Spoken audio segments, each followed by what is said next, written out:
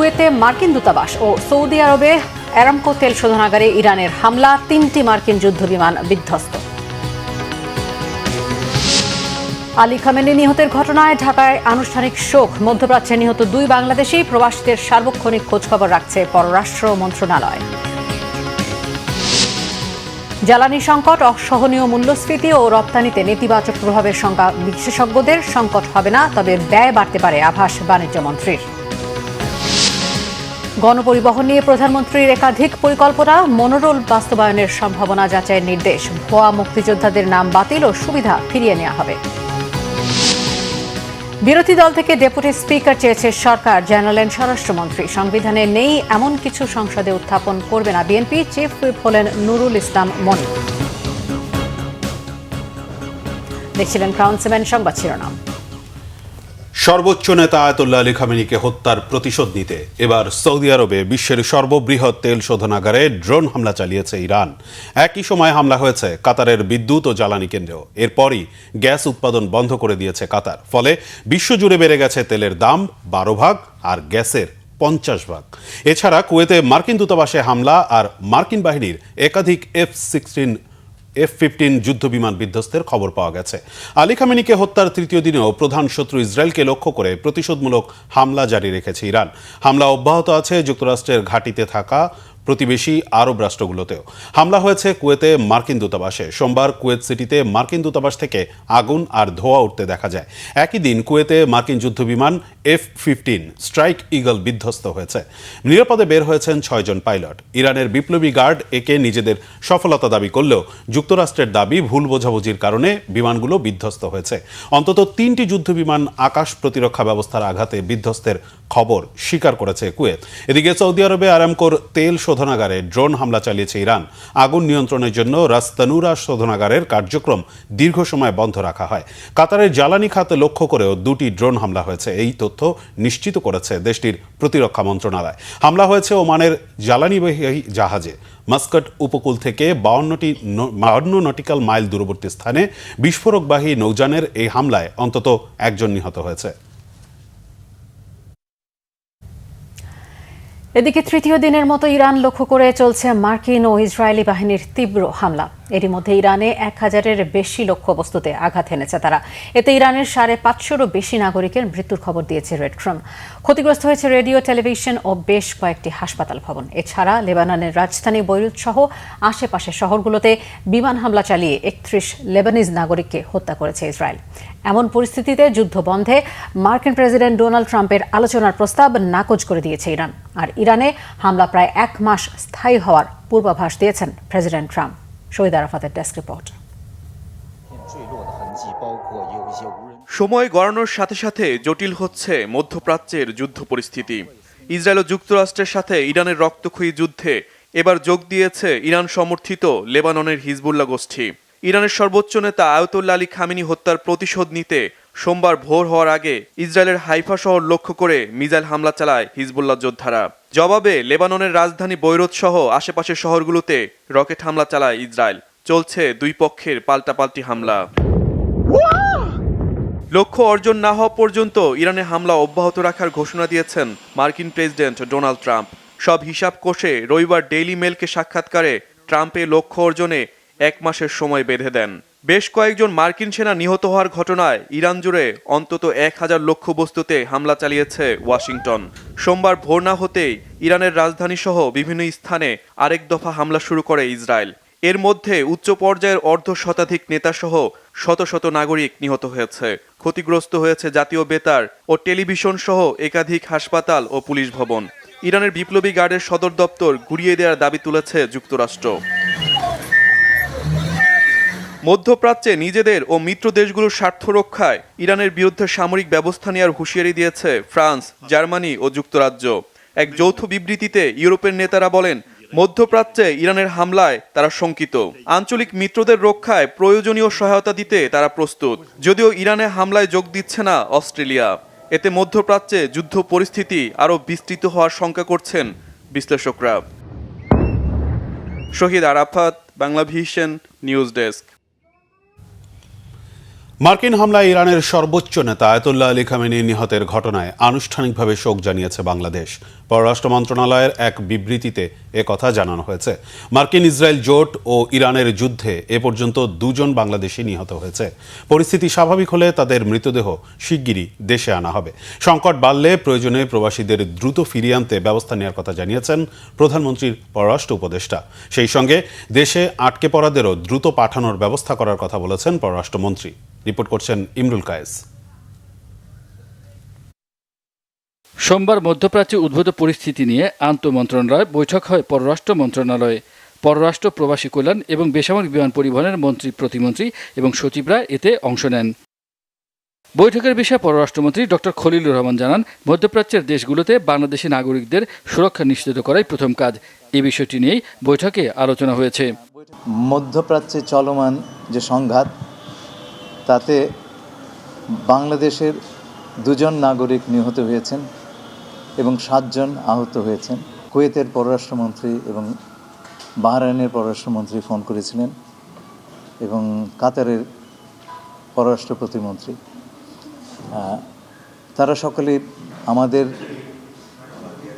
নাগরিক যারা এ সমস্ত দেশে আছেন তাদের সম্পূর্ণ নিরাপত্তা এবং সুরক্ষা দেওয়ার ব্যাপারে তাদের পূর্ণ আশ্বাস দিয়েছেন।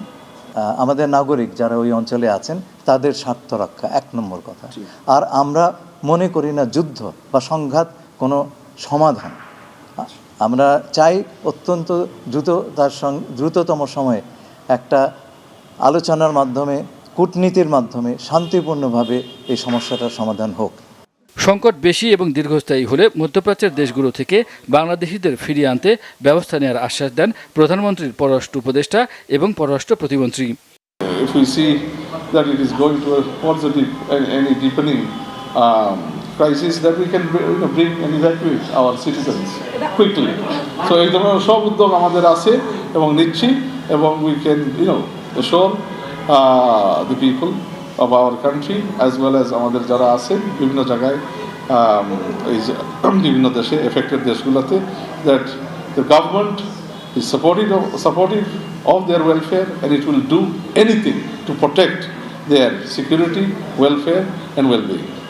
দুর্ভাগ্যবশত আমরা 2 জন নাগরিককে হারিয়েছি, একজন ইউএইতে, একজন বাহরাইনে, এবং তাদের পরিবারের সাথে ইতিমধ্যে আমাদের মন্ত্রণালয়কে যোগাযোগ করা হয়েছে। পরিবারের সাথে আমরা কথা বলেছি এবং যখনই স্বাভাবিক হবে সিচুয়েশন, তারা যাতে পরিবার যেন তাদের ডেড বডি যাতে মরদেহ যাতে স্বাভাবিকভাবে আসতে পারে দেশে, সেটার সব রকম ব্যবস্থা আমরা করছি। ভিসার মেয়াদ যাদের শেষ হয়েছে তাদের বিষয়ে ব্যবস্থা নিতে সেল গঠন করা হয়েছে বলে জানান প্রবাসী কল্যাণ ও বৈদেশিক কর্মসংস্থান মন্ত্রী আরিফুল হক। মার্কিন ইসরায়েল জোটের হামলায় ইরানের সর্বোচ্চ নেতা আয়াতুল্লাহ খামেনি নিহতের ঘটনায় গভীর শোক জানিয়েছে বাংলাদেশ। এক বিবৃতিতে পররাষ্ট্র মন্ত্রণালয় জানিয়েছে, এই হত্যাকাণ্ড আন্তর্জাতিক আইন ও রীতির লঙ্ঘন। ইমরুল কায়েস, বাংলা ভিশন, ঢাকা। মধ্যপ্রাচ্যে সৃষ্ট যুদ্ধ পরিস্থিতির কারণে 28 ফেব্রুয়ারি বিকেল থেকে ইরান, ইরাক, কুয়েত, সংযুক্ত আরব আমিরাত, বাহরাইন, কাতার ও জর্ডান তাদের আকাশসীমা সাময়িকভাবে বন্ধ ঘোষণা করে। এর সরাসরি প্রভাব পড়েছে বাংলাদেশে। গেল 2 দিনে 74টি ফ্লাইট বাতিল হওয়ায় বিপাকে পড়েছে ওইসব রুটের যাত্রীরা। শুভ মাহফুজের রিপোর্ট। একদিকে মধ্যপ্রাচ্যের যুদ্ধের দামামা, অন্যদিকে আকাশপথের স্থবিরতা। গেল 28 ফেব্রুয়ারি শনিবার থেকে সোমবার দুপুর পর্যন্ত বাংলাদেশ থেকে বিভিন্ন এয়ারলাইন্সের মোট 102টি ফ্লাইট বাতিল করা হয়েছে। এর মধ্যে শনিবার 23টি, রবিবার 40টি এবং সোমবার দুপুর পর্যন্ত 39টি ফ্লাইট বাতিল হয়েছে। এতে চরম ভোগান্তিতে পড়েছেন যাত্রীরা। ফ্লাইট বন্ধ হয়ে গেছে, এখন কালকে তো বন্ধ হয়ে গেছে, এখনও চালু হয় নাই। এজেন্সির কাছে ফোন দিছিলাম, সে বললো যে অপেক্ষা করো, যদি তারা একটা ডেট দেয় সেই ডেটে আবার যেতে পারবা। পরশু দিন এটা আবার আজকে আমরা রিশিডিউল করে দেন আজকে আবার আসছি। সৌদি আরবে যাইতে আসছি, কিন্তু এখন আমার ফ্লাইট ক্যান্সেল হয়ে গেছে। ফ্লাইট হলো 2:25 ছিল, এখন আইসে দেখি ফ্লাইট ক্যান্সেল দিয়ে দিছে। আমার ফ্লাইট ছিল আজকে 4:25, ঠিক আছে। তো ভিতরে গেলাম, ভিতরে যাওয়ার পর আমাকে বলছিল যে তোমার ফ্লাইট ক্যান্সেল। তো বলতেছে যে ইন্ডিয়া যাওয়া যাবে, কিন্তু ওখান থেকে আর ওই বিমানে উঠবে না, মানে বন্ধ, ইন্ডিয়া থেকে আর ছাড়া হবে না বিমান। এজেন্সিগুলো থেকে সঠিক তথ্য না পেয়ে অনেকেই বিমানবন্দরে এসে দুর্ভোগে পড়েন। ফ্লাইট কবে চালু হবে সে সম্পর্কেও সুনির্দিষ্ট কোনো তথ্য না পাওয়ায় হতাশা প্রকাশ করেছেন অনেকেই। আমার ফ্লাইট 2 বার বাতিল হয়েছে। একবার কুয়েত ট্রানজিট দিয়েছিল, ওখান থেকে জেদ্দায়, আর দ্বিতীয়বার যখন টিকিট দিয়েছে ইন্দো বাংলায় টিকিট দিয়েছে, ওরা আমাকে 11:30 বাজে ইনফর্ম করছে যে ওটা দিল্লি পর্যন্ত যাবে, দিল্লি থেকে যে ফ্লাইট যাবে ট্রানজিট করে ফ্লাইট আর যাচ্ছে না। যেখান থেকে টিকিট কাটছিলাম ওখান থেকে বলছে তোমরা এখানে যাও, গেলে পরে বুঝতে পারবে। সঠিক কোনো তথ্য তারা দেয় নাই। ট্রাভেল এজেন্সির সাথে আমি কল দিলাম, ট্রাভেল এজেন্সি তো কথা বলে নাই, এখনও আমার কল রিসিভ করে নাই। কল রিসিভ করলে বলতে পারবো যে ট্রাভেল এজেন্সি কি বলে। ট্রাভেল এজেন্সি আমার গতকালকে বলছে যে ফ্লাইট ওকে আছে। ইরানের সঙ্গে মার্কিন ইসরায়েলি যুদ্ধের প্রভাবে এরই মধ্যে বিপাকে পড়েছে মধ্যপ্রাচ্যে থাকা বিপুল সংখ্যক প্রবাসী বাংলাদেশি। শিগগিরই এই সংকটের অবসান মিলবে কিনা তা নিয়েও শঙ্কায় সবাই। শুভ মাহফুজ, বাংলা ভিশন, ঢাকা। বিএনপি মহাসচিব এবং স্থানীয় সরকার পল্লী উন্নয়ন ও সমবায় মন্ত্রী মির্জা ফখরুল ইসলাম আলমগীর বলেছেন, বৈশ্বিক রাজনীতিতে ভয়াবহ নৈতিকতার অভাব দেখা যাচ্ছে। রাজধানীর ধানমন্ডিতে বিএনপি চেয়ারপারসনের উপদেষ্টা কাউন্সিলের সদস্য, ঢাকা বিশ্ববিদ্যালয়ের শিক্ষক ও বিএনপির স্থায়ী কমিটির সদস্য ব্যারিস্টার রফিকুল ইসলাম মিয়ার স্ত্রী অধ্যাপক ডক্টর শাহিদা রফিকের স্মরণসভায় এসব কথা বলেন বিএনপি মহাসচিব। মির্জা ফখরুল বলেন, ফ্যাসিস্ট সরকার গত 17 বছরে দেশের সব প্রতিষ্ঠান ধ্বংস করে দিয়েছে, বিশেষ করে ভঙ্গুর অবস্থায় দেশের শিক্ষা ব্যবস্থা। এসব সংকট কাটিয়ে মানুষের অধিকার প্রতিষ্ঠা, সুশাসন ও জনকল্যাণমুখী রাষ্ট্র প্রতিষ্ঠাই নতুন সরকারের চ্যালেঞ্জ।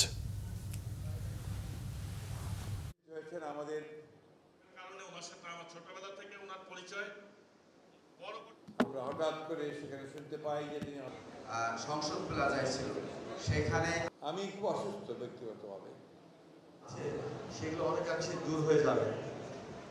বিশ্ব রাজনীতিতে ভয়াবহ নৈতিকতার অভাব, বিনা কারণেই একটি দেশের সার্বভৌমত্বে হস্তক্ষেপ, বিনা কারণে দেশের প্রধানকে, রাষ্ট্রের প্রধানকে এবং একটি মতবাদের প্রধানকে হত্যা করা, একটা স্বাধীন রাষ্ট্রের প্রেসিডেন্টকে তুলে নিয়ে গিয়ে জেলে পুরে দেওয়া, এ এক ভয়াবহ বিষয়। এই মানুষগুলো আমরা এখন অত্যন্ত কষ্টে আছি। চতুর্দিককার অবস্থা দেখে আমরা কেমন যেন হতাশ হয়ে পড়ছি। বাংলাদেশে ঠিক একইভাবে অস্থিরতার মধ্য দিয়ে আমরা এগিয়ে চলেছি। ইরান ইসরায়েলের যুদ্ধের প্রভাবে বিশ্বজুড়ে জ্বালানি দুষ্প্রাপ্য হয়ে উঠতে পারে এমন শঙ্কা করছেন বিশেষজ্ঞরা। যুদ্ধ দীর্ঘস্থায়ী হলে বিপদ বেড়ে জ্বালানি দুর্ভিক্ষে রূপ নেয়ার আশঙ্কা তাদের। তবে অর্থনীতিবিদরা বলছেন, যুদ্ধের অজুহাতে এখনই দেশে ভোক্তা পর্যায়ে জ্বালানির দাম বৃদ্ধির কোনো সুযোগ নেই। তবে হরমুজ প্রণালী দীর্ঘদিন বন্ধ থাকলে জ্বালানির দামে অস্থিরতার পাশাপাশি দ্রব্যমূল্য অসহনীয় হওয়া এবং রপ্তানিতে নেতিবাচক প্রভাব পড়বে। আরও জানাচ্ছেন জিয়াউল হক সবুজ। ইরান ইসরায়েল যুদ্ধ শুরুর পর থেকেই আলোচনায় হরমুজ প্রণালী, কারণ সমুদ্র পথে পরিবাহিত বিশ্বের মোট তেলের 1/5 পরিবাহিত হয় এই প্রণালী দিয়ে। এ পথ দিয়েই প্রতিদিন গড়ে প্রায় 2 কোটি ব্যারেল অপরিশোধিত তেল নেওয়া হয় বিভিন্ন দেশে।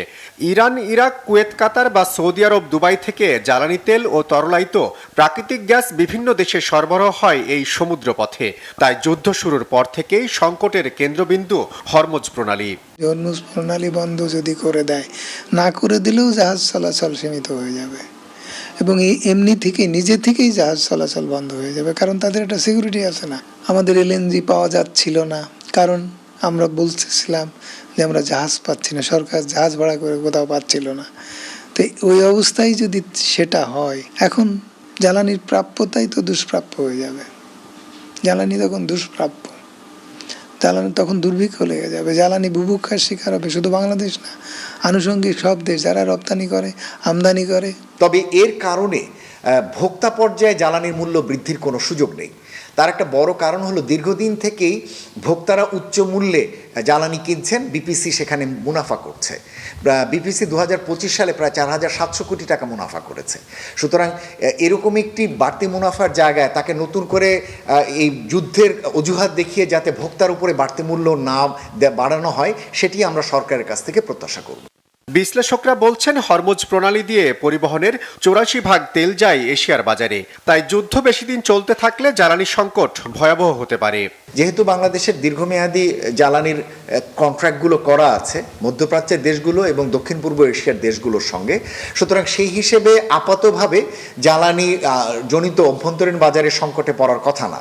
কিন্তু সমস্যা হবে যদি হরমুজ প্রণালী বন্ধ হলো, যদি জ্বালানির সরবরাহ চ্যানেলে যদি কোনো সমস্যা তৈরি হয়, তাহলে বাংলাদেশকে হয়তো সেক্ষেত্রে দক্ষিণ পূর্ব এশিয়ার যে দেশগুলোর সঙ্গে তার চুক্তি রয়েছে, মালয়েশিয়া, ব্রুনেই, এই সমস্ত দেশগুলোকে হয়তো ব্যবহার করার প্রয়োজন পড়বে। আমাদের এমনিতেই অর্থ নেই, টাকা নেই, বৈদেশিক মুদ্রা নেই, আমরা জ্বালানি কিনতে পাচ্ছি না এখনই। আর যদি আন্তর্জাতিক বাজারে জ্বালানি দুষ্প্রাপ্য হয়ে যায় তাহলে তো তার দাম অনেক বেড়ে যাবে। মানুষ ভাত না পেয়ে মারা গেছে, জ্বালানি না পেয়ে কি হবে সেটা তো মানুষ দেখেনি। এই আধুনিক বিশ্বে জ্বালানি ছাড়া মুহূর্ত চলে না। যুদ্ধের কারণে মধ্যপ্রাচ্য জুড়ে অস্থিরতায় জনশক্তি রপ্তানি ও সার্বিক ব্যবসা বাণিজ্যে নেতিবাচক প্রভাব পড়ার শঙ্কা অর্থনীতি বিশ্লেষকদের। যারা এই মুহূর্তে বাংলাদেশে আটকে গেছেন। জিয়াউল হক সবুজ, বাংলা ভিশন, ঢাকা। হরমুজ প্রণালী বন্ধ থাকলেও জ্বালানি সহ অন্যান্য পণ্যের সংকট হবে না বলেছেন বাণিজ্যমন্ত্রী খন্দকার আব্দুল মুক্তাদির।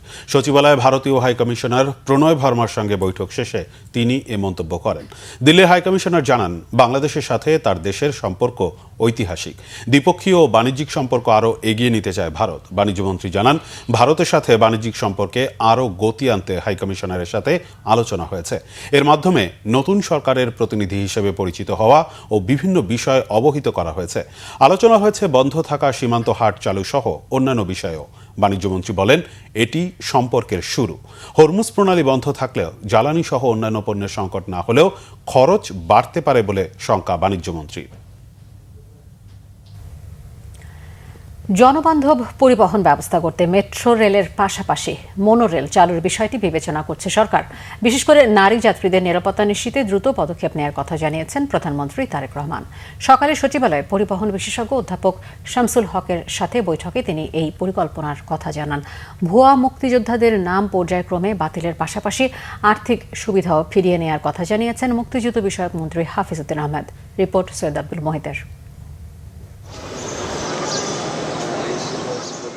সোমবারও সচিবালয়ের নিজ কার্যালয়ে ব্যস্ত সময় পার করেছেন প্রধানমন্ত্রী তারেক রহমান। শুরুতে বৈঠক হয় বাংলাদেশ প্রকৌশল বিশ্ববিদ্যালয়ের অধ্যাপক ডক্টর এম শামসুল হকের সাথে। বৈঠকের পর তিনি জানান, গণপরিবহন আধুনিকায়ন ও মানুষের দুর্ভোগ কমাতে একাধিক বড় উদ্যোগের পরিকল্পনা নিয়েছেন প্রধানমন্ত্রী। মহিলাদের জন্য আবেদন সৃষ্টিকারী এবং সিকিউর গণপরিবহনের বাস মহিলারাই চালাবে এবং সবচেয়ে বড় আগ্রহটা দেখলাম, খুব ভালো লেগেছে, তিনি ইলেকট্রিফিকেশন বাস দিয়ে আরম্ভ করতে চাচ্ছেন। ঢাকার যতগুলি গুরুত্বপূর্ণ গণপরিবহন সম্পর্কিত বড় বিনিয়োগ না, কম বিনিয়োগে বেশি মানুষকে কাভারেজ দেওয়া, এটার প্রতি ওনার আগ্রহ। ঢাকাকে ডিসেন্ট্রালাইজ, যেটা অন্যান্য সরকারও বলেছে, আমার মনে হয় উনি আন্তরিকতার সাথে বলছেন এবং বিস্তৃতিটা এমন বললেন, ওয়াই নট চিটাগং থেকে এখানে এসে অফিস করবে। পরে প্রধানমন্ত্রীর সাথে বৈঠকের পর মুক্তিযুদ্ধ বিষয়ক মন্ত্রী অবসরপ্রাপ্ত মেজর হাফিজ উদ্দিন আহমদ জানান, জুলাই যোদ্ধা ও শহীদ জুলাই পরিবারগুলোর আর্থিক অনুদান ও পুনর্বাসনের নির্দেশ দিয়েছেন প্রধানমন্ত্রী। ভুয়া মুক্তিযোদ্ধাদের বিষয়ে সরকারের করণীয় সম্পর্কেও জানানো হয়েছে। তাদের পুনর্বাসনের ব্যাপারে তিনি উদ্বিগ্ন এবং সে ব্যাপারে আমাদের যেসব স্কিম রয়েছে সেগুলোর ব্যাপারে আমরা তাদেরকে প্রধানমন্ত্রীকে ব্রিফ করেছি। মুক্তিযুদ্ধের সময় মুক্তিযোদ্ধার সংখ্যা ছিল 1 লাখ, পরবর্তীতে এখন হয়ে গেছে 2.5 লাখ। তো বিরাট সংখ্যক এরা ভুয়া মুক্তিযোদ্ধা। এমনকি বিগত সরকারের সময় 16 জন সচিব ভুয়া মুক্তিযোদ্ধা বলে প্রমাণিত হয়েছে এবং তাদের মুক্তিযোদ্ধা ভাতা ক্যান্সেল করে দেওয়া হয়েছে। ইতিমধ্যে 300 ভুয়া মুক্তিযোদ্ধাকে তারা বাদ দিয়েছে এবং এটা কনস্ট্যান্ট প্রসেস রয়েছে এবং আমরা আশা করি যে মুক্তিযুদ্ধে যা কিছু বেনিফিট বা বেনিফিশিয়ারি যারা আছে এটা যাতে প্রকৃত মুক্তিযোদ্ধারা পায়, ভুয়া মুক্তিযোদ্ধাদের নাম ধীরে ধীরে পর্যায়ক্রমে আমরা বাদ দিয়ে দেবো। এদিকে প্রধানমন্ত্রী তারেক রহমানের সাথে বৈঠক করে শিক্ষা প্রতিমন্ত্রী জানান, গ্রহণযোগ্য ও গ্লোবাল স্ট্যান্ডার্ড অনুযায়ী ঢাকা বিশ্ববিদ্যালয়ের ভিসি নিয়োগ দিতে পরামর্শ দিয়েছেন প্রধানমন্ত্রী। যে পদত্যাগপত্র উনি জমা দিয়েছেন এবং মন্ত্রণালয় থেকে সেটা নিয়ে যে অফিসিয়াল ডিসিশন এসছে সেটাতে উনি একটা পার্টিকুলার তারিখ পর্যন্ত কন্টিনিউ করবেন till office is handed over. মাননীয় প্রধানমন্ত্রী এটা নিয়ে জানতে চেয়েছেন বেস্ট প্রসিডিওর্স কি, গ্লোবাল বেস্ট প্র্যাকটিসেস কি এত বড় এত প্রসিদ্ধ বিশ্ববিদ্যালয়ের ভিসি হবার জন্য, এবং সেই সব তথ্য আমরা মাননীয় প্রধানমন্ত্রীর ডেস্কেও পৌঁছাচ্ছি। 7 কলেজের বিষয়টি মীমাংসিত। এ বিষয়ে সবার সম্মতির কথাও জানান শিক্ষা প্রতিমন্ত্রী ববি হাজ্জাজ। সৈয়দ আব্দুল মুহিত, বাংলা ভিশন, ঢাকা। জুলাই সনদের প্রতি শ্রদ্ধা জানিয়ে বিরোধী দলের কাছে ডেপুটি স্পিকারের নাম চাওয়ার কথা জানিয়েছেন স্বরাষ্ট্রমন্ত্রী সালাউদ্দিন আহমেদ। তিনি বলেন, সংবিধানে সংশোধনী এনে সংবিধান সংস্কার পরিষদ গঠন করা যেতে পারে, তবে সংবিধানে নেই এমন কিছু সংসদে উত্থাপন করবে না বিএনপি। স্বরাষ্ট্রমন্ত্রী বলেন, সংবিধান অনুযায়ী ত্রয়োদশ জাতীয় সংসদের প্রথম অধিবেশনে ভাষণ দেবেন রাষ্ট্রপতি। রিপোর্ট সৈয়দ আব্দুল মুহিতের। ত্রয়োদশ জাতীয় সংসদ নির্বাচনের পর জুলাই সনদ অনুযায়ী সংবিধান সংস্কার পরিষদের শপথ নেয় জামাত ও এর মিত্ররা। তবে সংবিধানে না থাকার যুক্তিতে শপথ নেননি বিএনপি ও স্বতন্ত্র সংসদ সদস্যরা। এরপর থেকেই রাজনৈতিক বিতর্ক সংবিধান সংস্কার পরিষদ নিয়ে। বিরোধী দল থেকে অভিযোগ, বিএনপি জুলাই সনদ ভঙ্গ করেছে। সচিবালয়ে এই বিতর্কের ব্যাখ্যা দেন স্বরাষ্ট্রমন্ত্রী। এটা একটা রাজনৈতিক অধিকার হিসেবে তারা বলতে পারে, কথা বলার অধিকার আছে, তারা দাবি তুলতে পারে, কিন্তু অসাংবিধানিক কোনো কিছু আমরা জাতীয় সংসদে উত্থাপন করতে পারি না। আমরা বলেছি, যদি গণভোটের রায় অনুসারে সংবিধান সংস্কার পরিষদ গঠন করতে হয়, সেটা জাতীয় সংসদে আলাপ আলোচনার মাধ্যমে এবং গণভোটের রায় কার্যকর করার মাধ্যমে করতে হবে, এবং সেই ক্ষেত্রে সংবিধানের সংশোধনী আনতে হবে। সংবিধানের সংশোধনী আনলে সেটা সংবিধানে ধারণ করার পরে জাতীয় সংবিধান সংস্কার পরিষদের সদস্য হিসেবে শপথ নেওয়া হবে কিনা, কারা সেই শপথ গ্রহণ করাবেন, কে করাবেন, কোন ফর্মে করাবেন, সেগুলো সব ধারণ করতে হবে। তো সুতরাং এগুলো একটা দীর্ঘ প্রক্রিয়া, আলাপ আলোচনার বিষয়। জানান, বিরোধী দল থেকে ডেপুটি স্পিকার মনোনীত করার জন্য মৌখিকভাবে প্রস্তাব দেওয়া হয়েছে। প্রারম্ভিক সেশনে প্রথম দিনে রাষ্ট্রপতি ভাষণ দিবেন, সেটা এখনো পর্যন্ত সংবিধানে বহাল আছে, প্রথা আছে, ট্র্যাডিশন আছে। সুতরাং সেই হিসাবেই হবে। কেউ যদি দাবি করে সেটা ভবিষ্যতে যদি সংবিধানের সংশোধন করে যে রাষ্ট্রপতি আর ভাষণ দিবেন না, সেটা তখন দেখা যাবে। জুলাই জাতীয় সনদে যে আমরা যেটা ঐক্যমতের ভিত্তিতে যেটা আমরা সমঝোতায় এসেছি, রাজনৈতিক সমঝোতার দলিল হিসাবে, সেটার বাস্তবায়ন এখন থেকে শুরু করতে চাই। সেই জন্য আমরা আমাদের দলের পক্ষ থেকে প্রধান বিরোধী দলকে আমরা মৌখিকভাবে আমরা সাক্ষাতে তাদেরকে অফার করেছি, তারা যেন ডেপুটি স্পিকার তারা ঠিক করেন এবং সেটা সংসদে স্পিকার নির্বাচনের দিন একই সাথে নির্বাচিত হতে পারে। স্বরাষ্ট্রমন্ত্রী জানান, 133টি অধ্যাদেশ সবগুলোই নিয়ম অনুযায়ী জাতীয় সংসদের অধিবেশনের প্রথম দিন উপস্থাপন করা হবে। সৈয়দ আব্দুল মুহিত, বাংলা ভিশন, ঢাকা। ত্রয়োদশ জাতীয় সংসদের চিফ হুইপ হয়েছেন বিএনপি দলীয় সংসদ সদস্য নুরুল ইসলাম মনি। তিনি বরগুনা 2 আসন থেকে একাধিকবার সংসদ সদস্য নির্বাচিত হয়েছেন। আজ জাতীয় সংসদ সচিবালয়ের মানব সম্পদ শাখা থেকে জারি করা এক প্রজ্ঞাপনে এই তথ্য জানানো হয়েছে।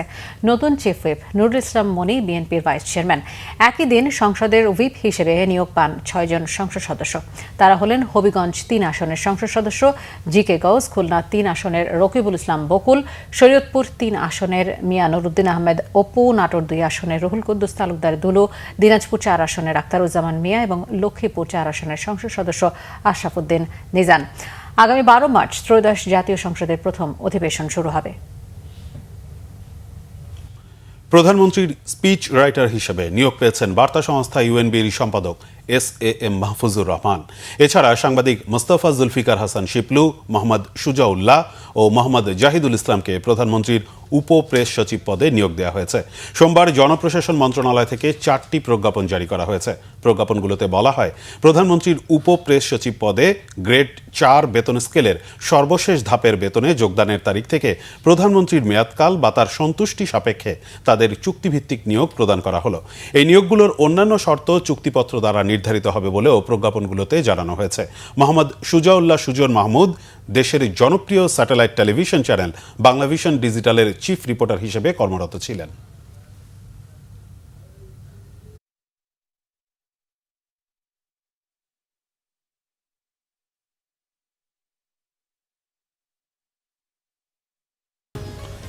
নির্বাচনী ইস্তেহার পূরণে কাজ করে যাচ্ছে সরকার, জানিয়েছেন তথ্য ও সম্প্রচার মন্ত্রী জহিরুদ্দিন স্বপন। সচিবালয়ে বাংলাদেশ সেক্রেটারিয়েট রিপোর্টার্স ফোরাম আয়োজিত মিট দ্য প্রেস এ তিনি একথা বলেন।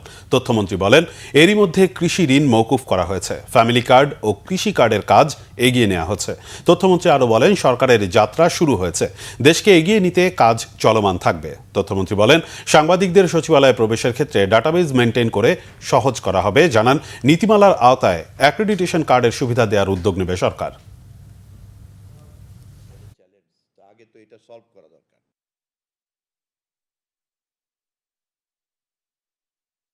যে নীতিমালার ভিত্তিতে এগুলো করা দরকার, সারা দেশেই তো কোনো নীতিমালা চর্চা হয় নাই।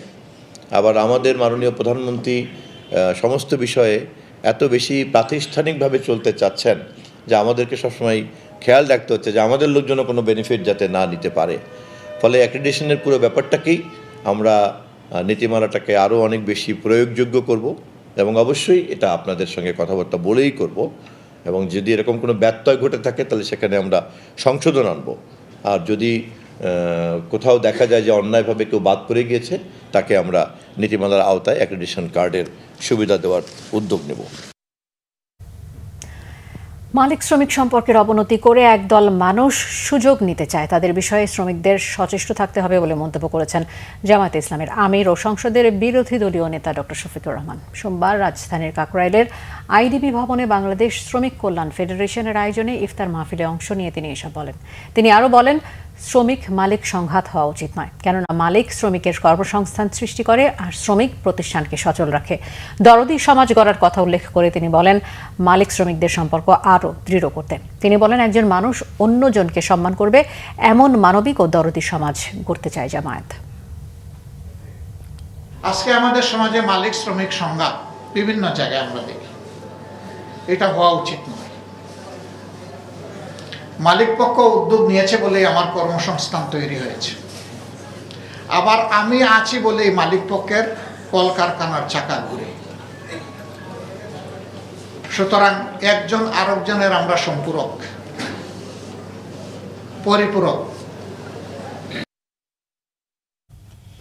আদালতকে দলীয় এজেন্ডা বাস্তবায়নে ব্যবহারের চেষ্টা হলে তার কঠিন পরিণতি হবে, হুঁশিয়ারি দিয়েছেন এনসিপির আহ্বায়ক নাহিদ ইসলাম। চট্টগ্রাম পাঁচলাইশের একটি রেস্টুরেন্টে এনসিপি চট্টগ্রাম বিভাগ আয়োজিত ইফতার মাহফিলে তিনি একথা বলেন। অভিযোগ করেন, জুলাই সনদ ও গণভোটের ভিত্তিতে নির্বাচন ও সরকার গঠিত হয়েছে, সেই গণভোটের রায়কে বাতিলের চেষ্টা চলছে আদালতকে ব্যবহার করে। চট্টগ্রামে ফ্যাসিস্টদের আস্ফালন এখনও কমেনি, তাদের প্রতিহত করতে হবে। এনসিপি ও আওয়ামী লীগ একসঙ্গে থাকতে পারে না উল্লেখ করে নাহিদ বলেন, যেখানে আওয়ামী লীগ অফিস খুলবে সেখানেই প্রতিরোধ গড়ে তোলা হবে। এ সময় স্থানীয় সরকার নির্বাচনে এনসিপি অংশ নেবে বলেও জানান তিনি। পাশাপাশি গণভোটের গণরায় দ্রুত বাস্তবায়নের জন্য সরকারকে আহ্বান জানান city mayor doctor Shahadat Hossain, সংসদ সদস্য শাহজাহান চৌধুরী, এনসিপির সদস্য সচিব আক্তার হোসেন, মুখ্য সমন্বয়ক নাসিরউদ্দিন পাটোয়ারি, মুখ্য সংগঠক দক্ষিণাঞ্চল হাসনাত আবদুল্লাহ সহ দলের নেতাকর্মীরা উপস্থিত ছিলেন।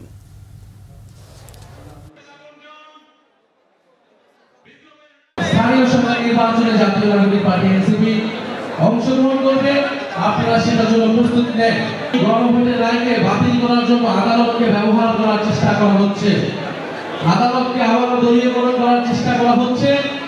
আমরা স্পষ্টভাবে বলতে চাই, আদালতকে যদি রাজনৈতিক এজেন্ডার কারণে, নিজেদের দলীয় এজেন্ডার কারণে ব্যবহার করা হয়, চেষ্টা করা হয়, তার পরিণতি খুবই করুণ হবে। বিএনপি আদালতের মাধ্যমে জুলাই সনদ বাস্তবায়নকে বাধাগ্রস্ত করছে বলে অভিযোগ করেছেন এনসিপির মুখপাত্র আসিফ মাহমুদ সজীব ভূঁইয়া। সন্ধ্যায় রাজধানীর বাংলা মোটরে এনসিপির অস্থায়ী কার্যালয়ে দলটির নবগঠিত সংস্কার বাস্তবায়ন বিষয়ক কমিটির জরুরি সংবাদ সম্মেলনে তিনি একথা বলেন। জানান, জুলাই সনদ বাস্তবায়ন বিষয়ে বিএনপির ষড়যন্ত্র পূর্ব পরিকল্পিত, রাজনৈতিক উদ্দেশ্য প্রণোদিত হয়ে গণভোট ও জুলাই সনদ বিষয়ে জনগণের অভিপ্রায়কে আদালতে নিয়ে যাওয়া হচ্ছে বলে অভিযোগ করেন তিনি। গণভোট, জুলাই সনদ ও সংস্কার পরিষদের বিরুদ্ধে ব্যক্তিগতভাবে রিট পিটিশন করা হলেও বিএনপির আইনজীবীরা দলীয়ভাবে শুনানিতে গণভোটের বিপক্ষে অংশগ্রহণ করেন বলেও অভিযোগ করেন এনসিপি মুখপাত্র। বিএনপির যারা লয়ার হিসেবে পরিচিত তারাই সেখানে সাবমিশন দিয়েছেন, তারাই সেখানে জুলাই সনদের বিরুদ্ধে সেখানে কথা বলেছেন। তো আমরা মনে করছি যে বিএনপি এক ধরনের ষড়যন্ত্রমূলকভাবে জুলাই সনদকে প্রশ্নবিদ্ধ করার জন্য এবং জুলাই সনদে যেই বিষয়গুলো আছে সেগুলো বাস্তবায়ন করার ক্ষেত্রে এক ধরনের স্বেচ্ছাচারিতা করার জন্য এই বিষয়টাকে প্রশ্নবিদ্ধ করার জন্য আদালতে গিয়েছেন এবং এক ধরনের ডুয়েল গেম তারা খেলছেন। রাজধানীর অভিজাত নামকরা রেস্তোরাঁ আর খাবারের দোকানের পাশাপাশি ফুটপাতেও চলছে ইফতার কেনা বেচার ধুম। নানা স্বাদের বাহারি ইফতারের পসরা সাজিয়ে জমজমাট বেচাকেনা চলছে ফুটপাতের দোকানগুলোতে। নিম্ন আর মধ্যম আয়ের মানুষের পাশাপাশি চলার পথেও অনেকে ইফতার কিনে নেন এসব দোকান থেকে। গালমান শফির রিপোর্ট। রোজা এলেই ব্যস্ত হয়ে উঠে রাজধানীর বিভিন্ন অলিগলি। ফুটপাতের উপরই ইফতারের পসরা সাজিয়ে বসেন ক্ষুদ্র ব্যবসায়ীরা। নগরীর মানুষের একটি বড় অংশ ইফতার করেন রাস্তার ফুটপাতের এই দোকানগুলো থেকে। নানা স্বাদের বাহারি ইফতার পাওয়া যায় অস্থায়ীভাবে গড়ে ওঠা দোকানগুলোতে।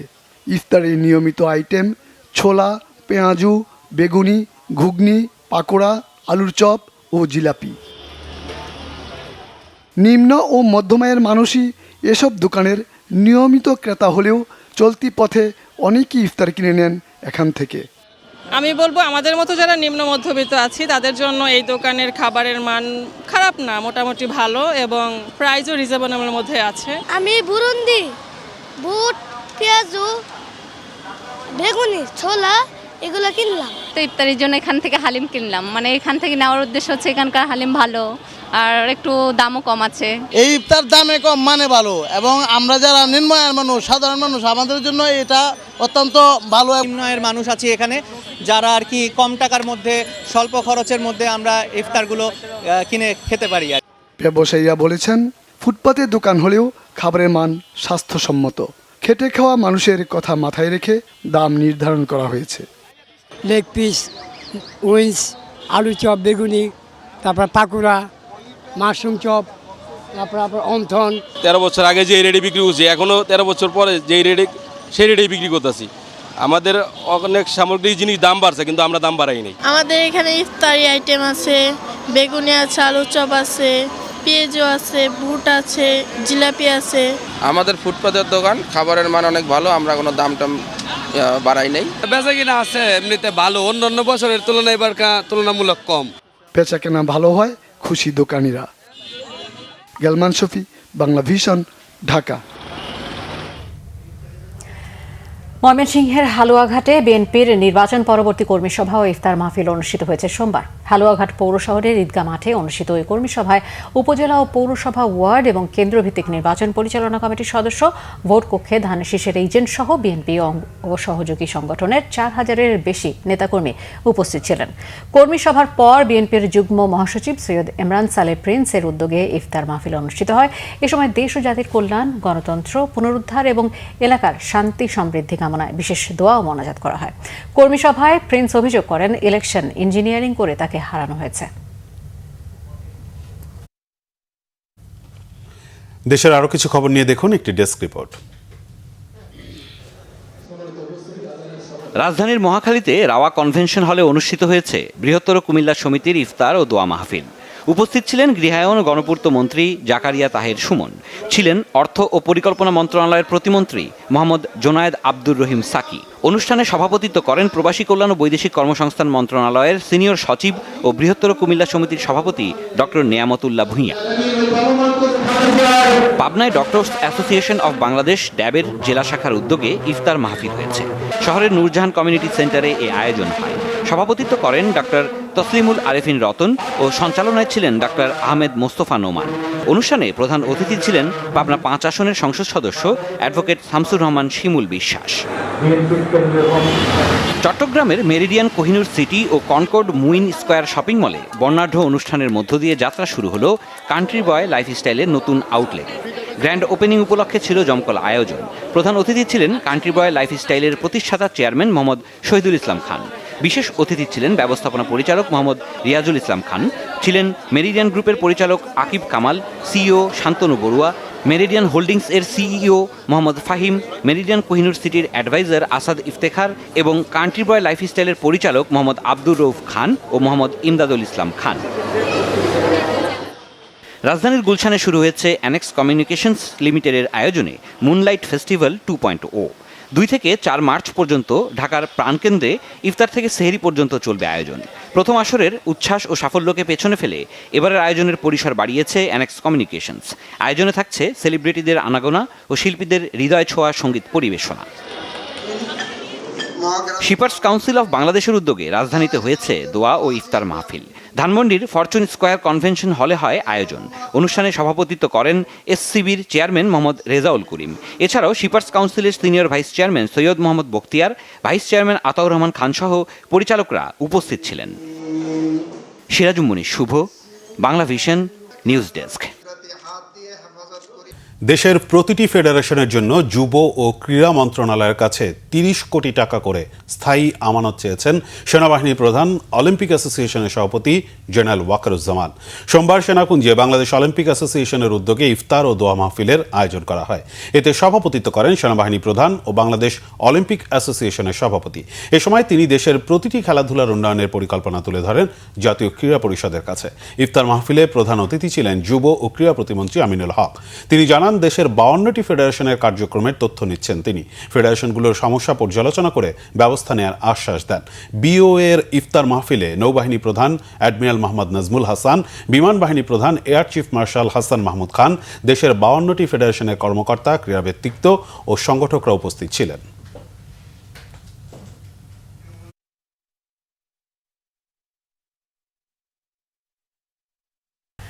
সংবাদ শেষ করব, তবে যাওয়ার আগে ক্রাউন সিমেন্ট শিরোনামগুলো জানাবো আরেকবার। কুয়েতে মার্কিন দূতাবাস ও সৌদি আরবে আরামকো তেল শোধনাগারে ইরানের হামলা, 3টি মার্কিন যুদ্ধবিমান বিধ্বস্ত। আলী খামেনি নিহতের ঘটনায় ঢাকার আনুষ্ঠানিক শোক। মধ্যপ্রাচ্যে নিহত 2 বাংলাদেশি। প্রবাসীদের সার্বক্ষণিক খোঁজ খবর রাখছে পররাষ্ট্র মন্ত্রণালয়। জ্বালানি সংকট, অসহনীয় মূল্যস্ফীতি ও রপ্তানিতে নেতিবাচক প্রভাবের শঙ্কা বিশেষজ্ঞদের। সংকট হবে না, তবে ব্যয় বাড়তে পারে, আভাস বাণিজ্যমন্ত্রী। গণপরিবহন নিয়ে প্রধানমন্ত্রীর একাধিক পরিকল্পনা। মনোরেল বাস্তবায়নের সম্ভাবনা যাচাইয়ের নির্দেশ। ভুয়া মুক্তিযোদ্ধাদের নাম বাতিল ও সুবিধা ফিরিয়ে নেওয়া হবে। বিরোধী দল থেকে ডেপুটি স্পিকার চেয়েছে সরকার, জানালেন স্বরাষ্ট্রমন্ত্রী। সংবিধানে নেই এমন কিছু সংসদে উত্থাপন করবে না বিএনপি। চিফ হুইপ হলেন নুরুল ইসলাম মনি। এই ছিল এখনকার মতো। পরের সংবাদ রাত 1টায় দেখার আমন্ত্রণ রইল। এছাড়া বাংলা ভিশন সংবাদ ও সংবাদ সংশ্লিষ্ট অনুষ্ঠান দেখতে ভিজিট করুন www.bbnews24.com ও facebook.com/banglavisionnews এবং সাবস্ক্রাইব করুন youtube.com/banglavisionnews। ধন্যবাদ। শুভরাত্রি।